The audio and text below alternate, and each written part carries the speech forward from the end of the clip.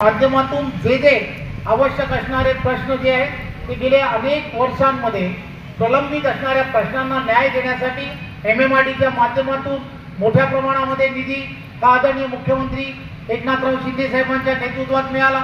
त्याचबरोबर अमृत सारखी योजना की ज्या अमृत योजनेच्या माध्यमातून या 27 गावातील असणारा पाण्याचा प्रश्न हा मार्गी लागला पाहिजे, त्या दृष्टिकोनातून सुद्धा नव्याने कामाला सुरुवात या 2.5 वर्षात आलेल्या दादा त्या तिघांच्या नेतृत्वामधलं असणारं सरकार हे सरकार सर्वसामान्यांचं सरकार आहे।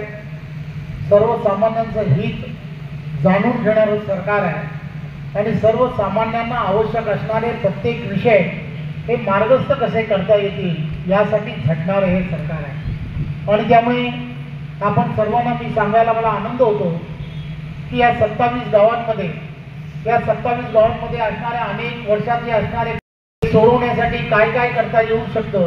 आणि त्या दिवशी एका बैठकीमध्ये अशाच पद्धतीने या भागांमध्ये मोठ्या प्रमाणामध्ये 27 गावं कधी महानगरपालिकेत राहिली कधी राहिली नाही, या सगळा खेळ खंडोबाचा सरकार हेही मला सांगायला आनंद होतो।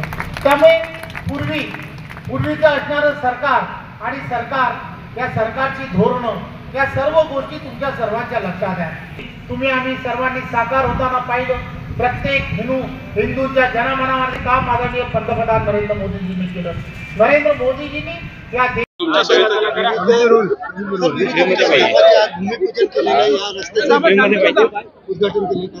आपणा सर्वांना माहिती आहे की देशाचे पंतप्रधान आदरणीय नरेंद्र मोदीजी यांच्या नेतृत्वामध्ये महाराष्ट्र राज्याचे लोकप्रिय मुख्यमंत्री आदरणीय एकनाथराव शिंदेजी, आदरणीय देवेंद्रजी आणि आदरणीय अजितदादा या तिघांच्या नेतृत्वामधल्या सरकारच्या माध्यमातून सार्वजनिक बांधकाम विभागाच्या माध्यमातून प्रत्येक ग्रामीण भागामधील रस्ता त्याची दर्जनोक्ती करणं आणि त्या रस्त्याला मोठ्या प्रमाणात निधी देणं असं काम हे पूर्ण सर्व भागांमध्ये होत आहे।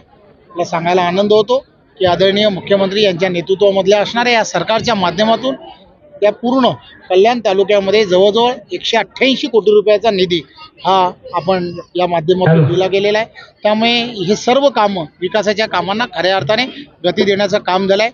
आणि आज याही भागामध्ये आपल्याला माहिती आहे की भोपरमधला असणारा हा रस्ता हा काँक्रिटीकरणाचा रस्ता करण्याच्या संदर्भातला आपण निर्णय घेतला होता आणि त्या कामाचं आज भूमिपूजन हे आपल्या सर्वांच्या उपस्थितीमध्ये झालं आहे। लवकरच या सर्व कामांना सुरू होईल आणि ही कामं लवकरात लवकर चांगल्या गतीची होण्याच्या दृष्टिकोनातून हे सर्व रस्ते काँक्रिटीकरणाच्या संदर्भात करण्याचा सुद्धा निर्णय घेतला आहे। धन्यवाद।